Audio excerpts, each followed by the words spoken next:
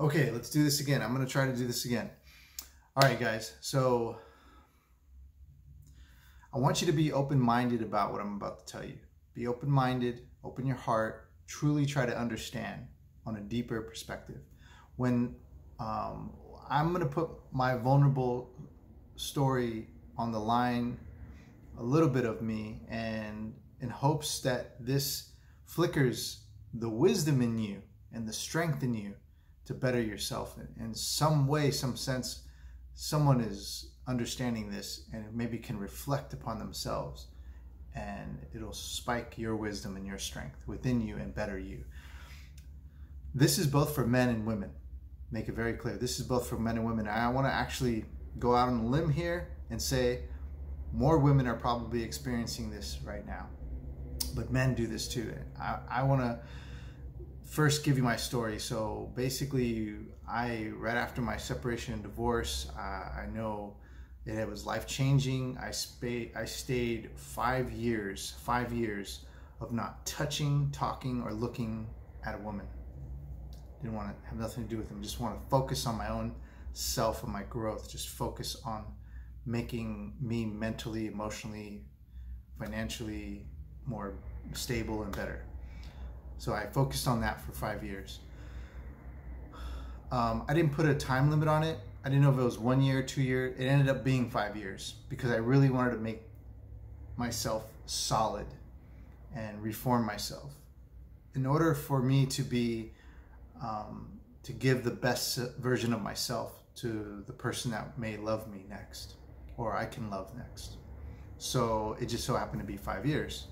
When I finally opened the door to allowing people to be in my life or to have a relationship or be close with a woman, the one thing that was missing so much more, and this is where hopefully this can reflect upon some of you, it was missing towards the end of my marriage was sexual intercourse.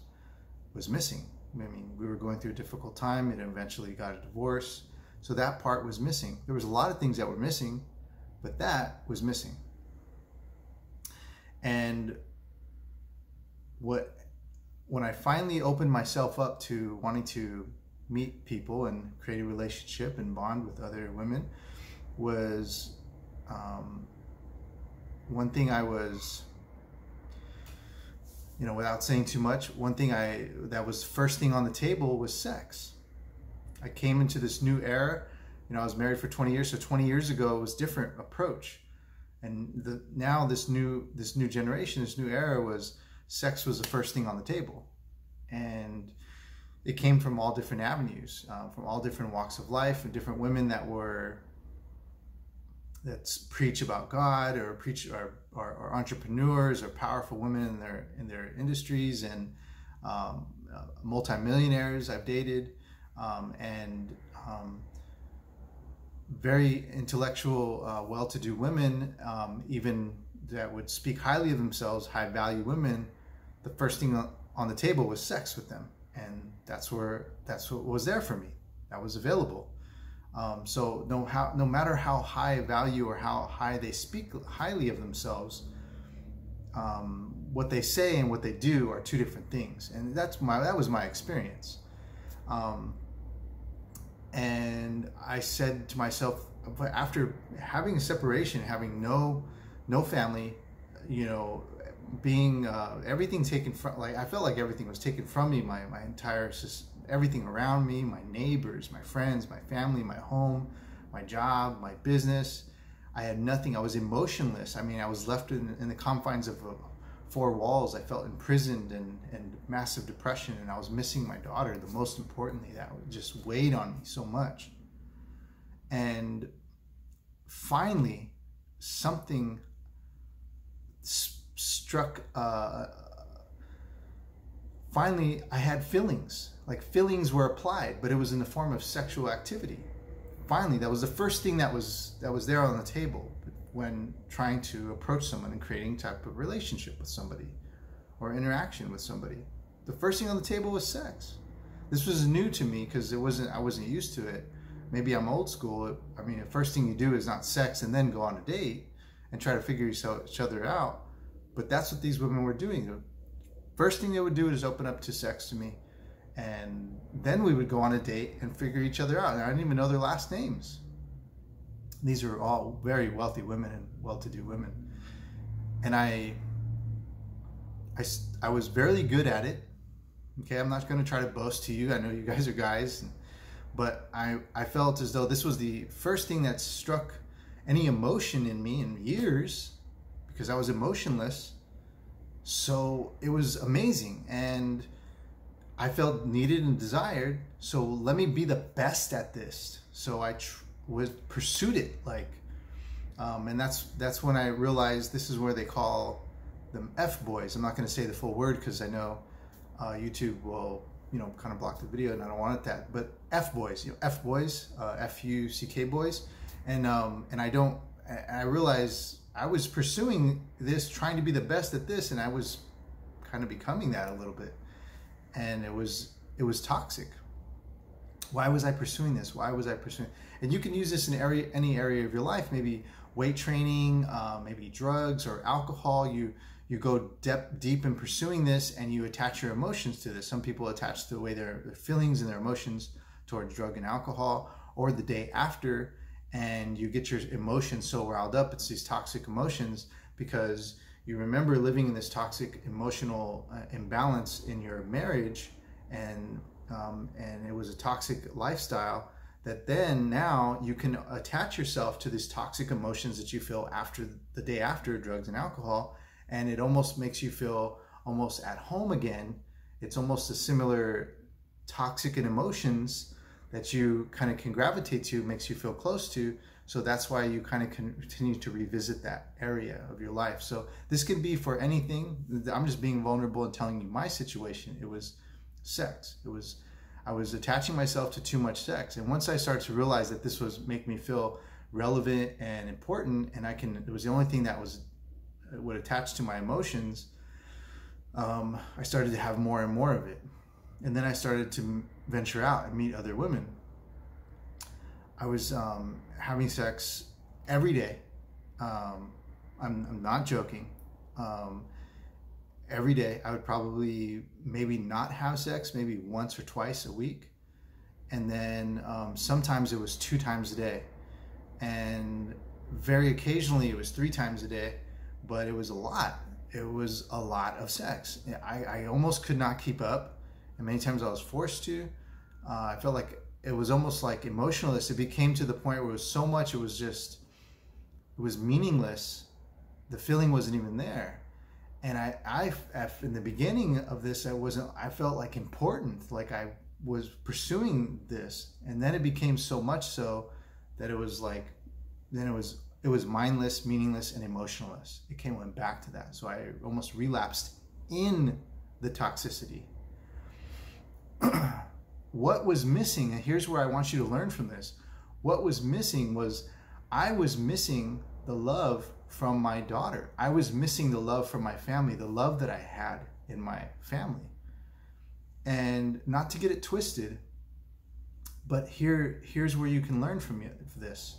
If this is maybe happening to you, and maybe with other situations, drug, alcohol, sex, and whatever, weird things, painting, too much painting, you're painting your like whole freaking house and your body and your clothes, and stop the painting, calm down there. So what I'm basically trying to tell you is I had no emotions to attach to. Anything healthy I can attach myself to. I was completely in shock and awe and beaten down from all areas of life. Work, my business shut down, family, coworkers, neighbors, relatives, everything was shut down, like killed. My emotions were sitting on the table and could not attach to anything healthy. All areas of life were blocked off. And when it was the only thing that came in was sex, because these women were putting sex on the table first, I felt important, and it replaced what was missing. I felt a sense of love through that sex, that toxic sex. I felt a sense of want, and I was wanted, I was needed, I was important again, I was relevant. I felt love through it. Again, I wasn't trying to be this F boy. I wasn't falling in love with the process or being like loving everybody. Oh my God, I love you, love you, love you, love you. It wasn't like that, but it was but it replaced it. And I realized I was replacing the love that I truly was, where my true love was at, was with my family and with my daughter, with anything, because I had nothing to attach to. So anything that gave me importance or attached to my emotion, anything that came through the wall. I mean, if it was a basketball, like, you know, if it was women, it was sex. So, I mean, I don't know, like food. I could have attracted to food and started gaining massive amounts of weight, but it would just happen to be sex. I was missing my love that I had so much that I attached myself to anything that came my direction, and it was sex. And I had too much of it, too much. It was too much, and it was unhealthy. So I share this vulnerability with you because I want you to learn that we can actually be missing it so much and replacing it with something, even if it may be good for us, because sex is good. It's healthy for you. You should have sex. You should have it in a loving way. You can be aggressive and dominant, but respectful in the same way. But I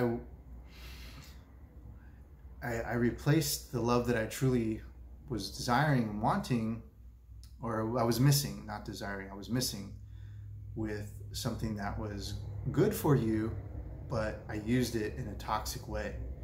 And that's something that you can kind of learn about yourself. You could be replacing what you're missing with something toxic. It could be the alcohol, it could be drugs, it could be overworking yourself, it could be food, it could be sex. It could be, a lot of guys do massive, like they masturbate, and that's not good too. You can't be masturbating all the time. You can't do that. And so, you know, practice self-love, guys. You don't need, here's what I need. I was missing love, right? From my family, from my daughter. And any form of love I got from anywhere, I accepted it. This is why you don't want to do that. Here's where you want to put your love and your focus on yourself. You want to put your focus on yourself. Love yourself. Have so much self-love in you. So much love for yourself. You groom yourself. You take care of yourself. You appreciate yourself, your health, your happiness, your joy. You're happy at every moment. Even in down moments, something upsets you. Oh man, laugh it off, because you're so much in love with your peace. Love yourself so much that you freely give it away. Like I tell you guys all the time, I love you guys. You don't believe me. I love you guys. Many of you guys have been there from the very beginning when I was at my worst, and you showed me love. I love you, man. I have so much love now. I've transformed over this time. I don't need to have sex. I don't need to.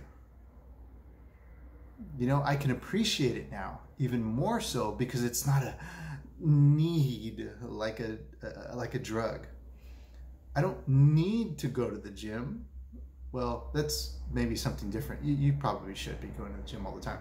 But I mean, I love going to the gym. It's a form of self-love. I actually look at it as a sign of therapy. It's therapeutic for me. It brings me at peace. So inner peace, inner love is the most important. Thank you guys for watching this whole video. I hope I didn't keep you guys too long. Please don't forget to thumbs up, like, and subscribe, and hit that bell notification. I was really helping out the channel. I want to say thank all of you guys for the new ones that have been subscribing and watching, and thank you guys for your comments. It's really important. I want you to subscribe, and most importantly, comment down below where you are located at, what city or state or country that you're located at. It's really important. Help me out. Thank you guys so much. All right, take care.